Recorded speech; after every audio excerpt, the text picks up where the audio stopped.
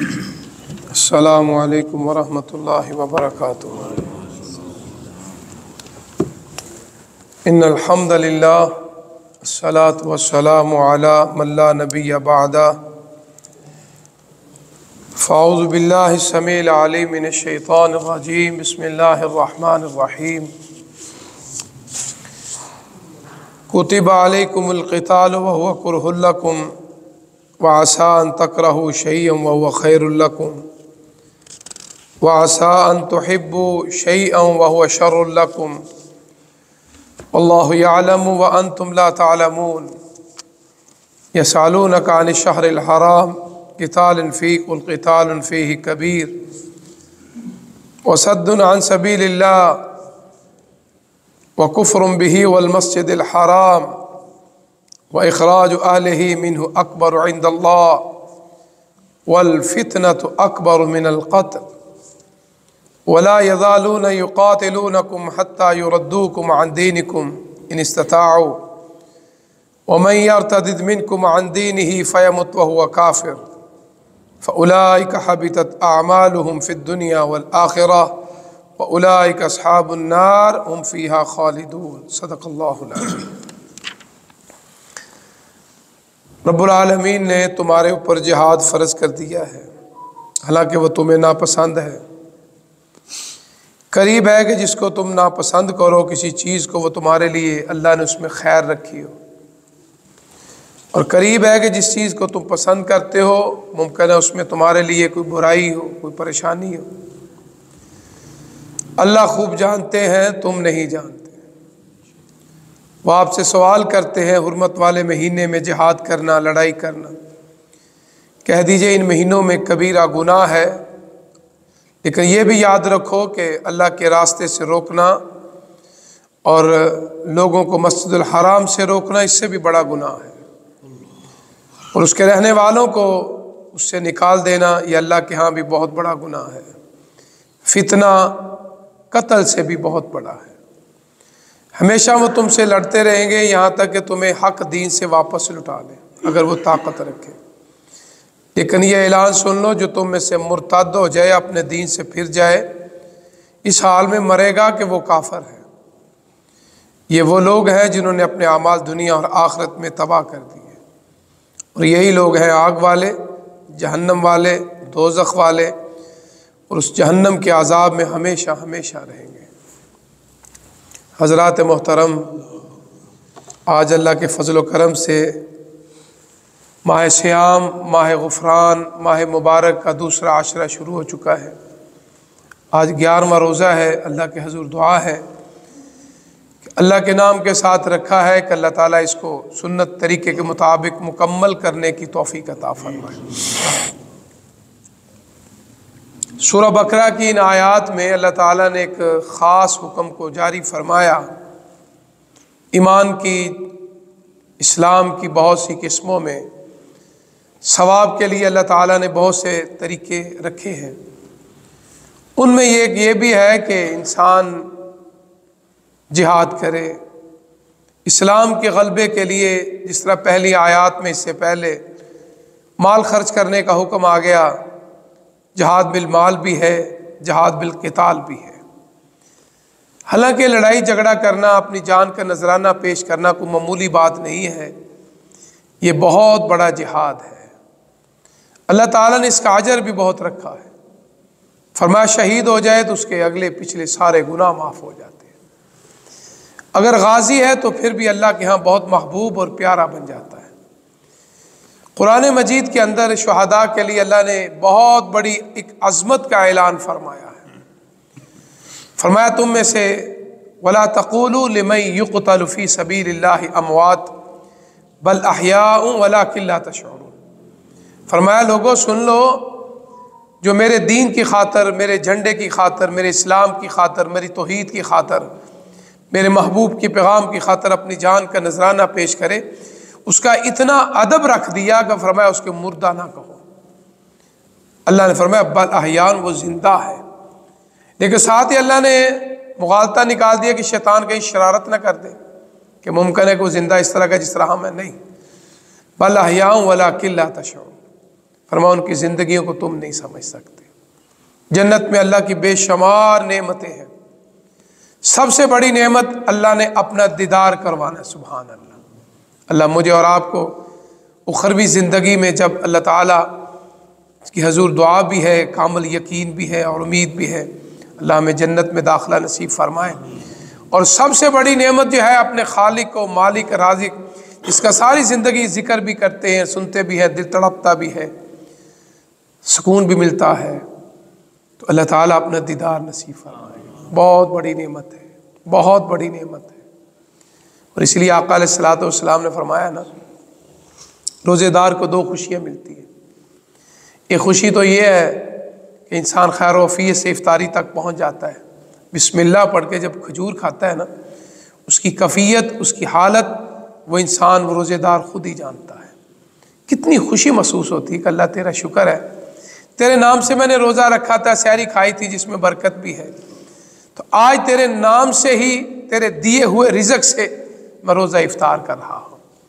تو یہ بہت بڑی خوشی ہے۔ دوسرا، روزے داروں کو اللہ تعالیٰ کل قیامت والے دن اپنا دیدار نصیب فرمائے گا۔ کتنا بڑا انعام ہے اللہ کے فضل و کرم سے۔ بلکہ حدیث میں آقا نے فرمایا ہے، جب جنتی اللہ کا دیدار کر کے واپس آئیں گے نا، تو یہاں حضرت امی عائشہ صدیقہ طیبہ طاہرہ رضی اللہ تعالیٰ عنہ فرماتی ہیں، اے میرے آقا، میرے سرتاج، قیامت والے دن تو بہت رش ہوگا، بڑے انسان ہوں گے۔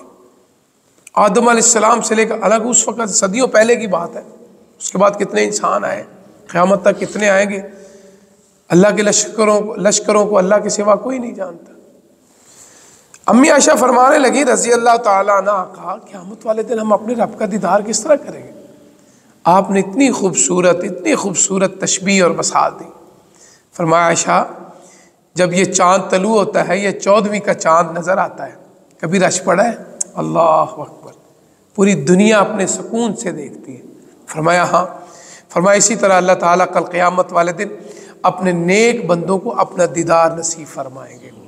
دیکھو، یہ نمازیں پڑھنا، یہ روزے رکھنا، بھوکا رہنا، پیاسا رہنا اور حج کرنا کتنی مشقت کی بات۔ آج کل تو عمرہ بھی بڑا مشکل، رش دیکھیں آپ کتنا زیادہ ہے، یہ ساری مشکلات، اور اس میں یہ جو جہاد کا مسئلہ ہے، اپنی جان کا نذرانہ پیش کرنا، تو اس لوگوں کو اللہ تعالیٰ جب اپنا دیدار نصیب فرمائیں گے تو ساری محنتیں بھول جائیں گی، ساری ثقافتیں بھول جائیں گی۔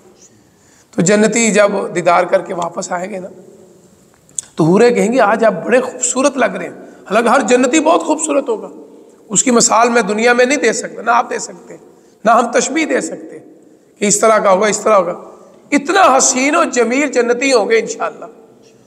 تو حوریں پوچھیں گی آقا، آج آپ پہلے سے زیادہ خوبصورت لگ رہے ہیں، اللہ اکبر، اتنی بیوٹی کہاں سے آ گئی، اور کچھ چیز لگا کے آئے ہو؟ تو جنتی کہیں گے نہیں، اللہ نے آج اپنا وعدہ پورا کر دیا۔ پوچھا کون سا وعدہ؟ اللہ نے وعدہ کیا تھا کہ جنت میں اپنا دیدار نصیب کراؤں گا۔ آج ہم اپنے خالق و مالک رازق کو دیکھ کے آئے ہیں، سبحان اللہ۔ اس دیکھنے کی وجہ سے جنتیوں کی خوبصورتی میں، حسن و جمال میں اضافہ ہو جائے گا۔ اس لیے اللہ فرماتے ہیں کہ جہاد افضل ہے، مال سے جہاد کرنا بھی ہے، زبان سے جہاد بھی کرنا، آپ تبلیغ کرتے ہیں یہ بھی جہاد ہے، جان کا نذرانہ پیش کرتے ہیں۔ صحابہ کرام رضوان اللہ علیہم اجمعین، آقا علیہ الصلوۃ والسلام نے مدینہ طیبہ میں آپ نے دیکھے کتنے غزوات میں، غزوہ بدر ہے، غزوہ احد ہے، غزوہ خندق ہے، آقا خود اس میں شامل تھے۔ بلکہ غزوہ احد میں آپ کے دانت مبارک شہید ہوئے، آپ کی پیشانی پہ زخم بھی آیا، خون بھی بہہ رہا۔ آقا خود بھی مجاہد تھے، سبحان اللہ۔ آپ جیسا مجاہد نہ کبھی ہو سکتا ہے، نہ کبھی آئے گا انشاءاللہ۔ تو اس لیے آقا علیہ الصلوۃ والسلام نے اس پہ بھی عمل کیا اور فرمایا اتنا بڑا اجر اللہ نے جہاد میں رکھا۔ آگے اللہ فرماتے ہیں کہ یہ جو کافر لوگ ہیں نا، یہ تم سے مذاق کریں گے۔ اس میں اصل میں بات یہ تھی کہ ایک دستہ جا رہا تھا جہاد کے لیے، تو راستے میں کسی کافر سے لڑائی ہو گئی، تو ان کو نہیں پتا تھا کہ رجب کا چاند نظر آ چکا، کیونکہ جو محترم مہینے ہیں، احترام والے مہینے ہیں، وہ 4 مہینے ہیں، رجب، ذوالقعدہ، ذوالحجہ، محرم۔ یہ 4 مہینوں میں لڑائی کرنا اللہ نے منع فرمایا تھا۔ کہنے لگے بڑے اسلام والے بنتے ہو، کافروں نے مذاق شروع کر دیا، منافقوں نے مذاق کرنا شروع کر دیا کہ تم نے تو ایک کافر کو مار دیا ہے اور کہتے ہو احرام میں ان مہینوں میں احترام کرنا ضروری ہے، کیوں مارا ہے؟ اللہ نے فرمایا تم ان سے بغیر یعنی ارادے سے پتہ نہیں چلا، ہو گیا۔ تم کیا کرتے ہو؟ مسجد حرام سے لوگوں کو نہیں روکتے، مکے سے لوگوں کو نہیں نکالتے، لوگوں کو ارتداد مرتد ہونے کی طرف نہیں لٹاتے، تمہارا تو گناہ اس سے بھی بڑا ہے۔ استغفر اللہ، اللہ کے گھر سے روکنا فرمایا قرآن مجید، من اظلم ممن منع مساجد اللہ۔ دنیا میں بڑے بڑے ظلم ہیں، سب سے بڑا ظلم یہ ہے کہ لوگوں کو اللہ کے راستے سے روکنا، اللہ کے مسجدوں سے روکنا، کتنا بڑا ظلم ہے۔ تم تو لوگوں کو مسجد حرام سے روکتے ہو کہ ہم نے عمرہ نہیں کرنے دینا، ہم نے بیت اللہ کا طواف نہیں کرنے دینا، تو آج تم اس طرح کی باتیں کرتے ہو، لوگوں کو ارتداد کی طرف، لوگوں کو مال دیتے، ان کو سہولتیں دیتے، اسلام چھوڑ دو، اسلام چھوڑ دو، مرتد ہو جو۔ اللہ نے فرمایا جو دین قبول کر کے مرتد ہو جائے، ارتداد کا معنی واپس لوٹنا، اپنے دین کی طرف چلا جائے، جو پہلے کفر تھا، یہودی تھا، عیسائی تھا، منافق تھا، جو بھی تھا، اللہ فرماتے ہیں مجھے اس کی کوئی پرواہ نہیں۔ فَيَمُتْ وَهُوَ كَافِرٌ، فرمایا اس حال میں مرے گا وہ کافر ہے۔ استغفر اللہ، اس لیے دعا کیا کرو اللہ تعالیٰ خاتمہ بالایمان کرے۔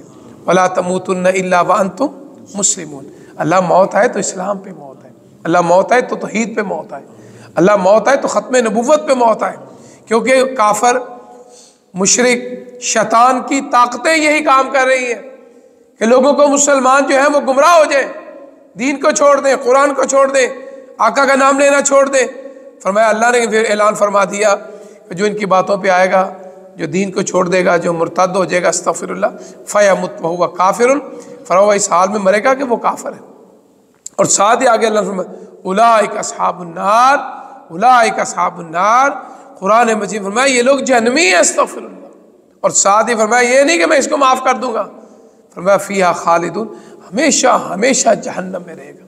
تو اس لیے اللہ تعالیٰ نے ان آیات میں بعض چیزیں ہم سمجھتے ہیں بہت اچھی ہے، بہت اچھی ہے، بہت اچھی ہے، ممکن ہے میری نظر اور آپ کی نظر میں اس میں خیر ہو، لیکن اللہ فرماتے ہیں کہ غیب کے پردے میرے پاس ہیں، مجھے پتہ ہے خیر کس میں رکھی ہے، کس کام میں ہے۔ اس لیے اسلام کو حکم ہے استخارہ کر لو، اللہ سے خیر مانگ لو۔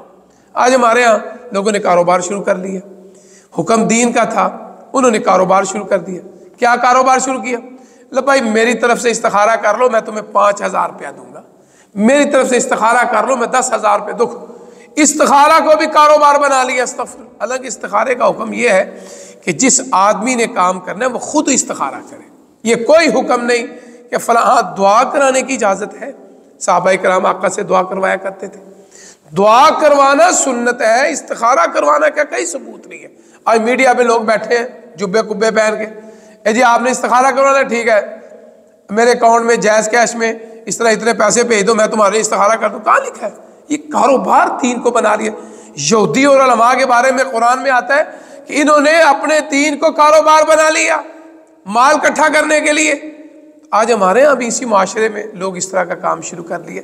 استخارہ کا بھی یہی مطلب ہے کہ آپ نے کوئی کاروبار شروع کرنا ہے، آپ نے کوئی اہم کام کرنا ہے، آپ نے کوئی شادی کا مسئلہ ہے، اپنے بچوں کی شادی کا مسئلہ ہے، اس بچے کو بھی کہو، اس بچی کو بھی کہو استخارہ کر لیں، آپ خود بھی استخارہ کریں۔ آگے آگے جی استخارہ ہوگا تو نیند آئے گی، تو فلاں فلاں چیز نظر آئے گی، تو یہ ہوگا۔ اسلام میں اس طرح کا کوئی حکم نہیں ہے۔ استخارے کا مطلب یہ ہے کہ آپ 2 رکعت نماز پڑھیں، استخارے کی دعا کریں، اللہ سے خیر مانگیں، اور اگر اس میں اللہ نے خیر رکھی ہے تو اللہ اس کے لیے راستے آسان کر دے گا، اس میں راستے کھلتے جائیں گے۔ اگر اللہ کی طرف سے حکم ہے کہ اس میں خیر نہیں تمہارے لیے، تو فرمایا اس میں رکاوٹ آ جائے گی، کوئی پریشانی آ جائے گی کہ اللہ چاہیں گے کہ یہ بندہ میرا اس طرف نہ جائے۔ یہ استخارے کا مطلب ہے۔ تو اس آیت میں بھی اللہ فرماتے ہیں کہ جن چیزوں کو تم خیر سمجھتے ہو ممکن ہے اس میں تمہارے لیے کوئی شر ہو، لیکن اللہ کے حضور دعا ہے اللہ میں شر سے محفوظ فرمائے، پریشانی سے محفوظ فرمائے، کیونکہ عالم الغیب اللہ کی ذات ہے۔ تو اسی اللہ کے حضور دعا ہے اللہ تعالیٰ مجھے اور آپ کو صحیح بات سمجھنے کی، سمجھانے کی، اللہ عمل کرنے کی توفیق عطا فرمائے۔ وآخر دعوانا الحمدللہ رب العالمین، الحمدللہ رب العالمین والعاقبۃ للمتقین، اللہم صلی علی محمد وعلی آل محمد کما صلیت علی ابراہیم وعلی آل ابراہیم انک حمید مجید، اللہم بارک علی محمد وعلی آل محمد کما بارکت علی ابراہیم وعلی آل ابراہیم انک حمید مجید۔ اللہ جو بیمار ہیں ان کو شفا والی زندگی عطا فرما، اللہ جو گھروں میں ہسپتالوں میں بیمار ہیں اے اللہ سب بیماروں کو شفا عطا فرما، اللہ جو ہمارے والدین فوت ہو گئے اللہ ان کی بخشش فرما، اللہ جو ہمارے اس مسجد کے پرانے نمازی فوت ہو گئے اللہ ان کی بخشش فرما، اللہ ہمارے جتنے پیارے پیارے رشتے اس دنیا سے چلے گئے اللہ ان کی قبروں کو جنت کے باغوں میں سے باغ بنا دے، ہمارے رزق میں برکت کثیر عطا فرما، اپنے در کے سوا کسی کا محتاج نہ فرما۔ اے اللہ آپ کی توفیق سے روزہ رکھا، اللہ اس کو پورا کرنے کی توفیق عطا فرما، اللہ ہم سب کی جان مال عزت اولاد کی حفاظت فرما، ہم کمزور ہیں، ہم کمزوروں کی حفاظت فرما، ہمارے عیبوں پہ نقص پہ گناہوں پہ اللہ دنیا میں بھی پردہ ڈال دے، آخرت میں بھی پردہ ڈال دے، اللہ دنیا کی رسوائی سے آخرت کی رسوائی سے اللہ ہمیں ہماری نسلوں کو محفوظ فرما، ہماری اولادوں کو ہمارے لیے آنکھوں کی ٹھنڈک بنا دے۔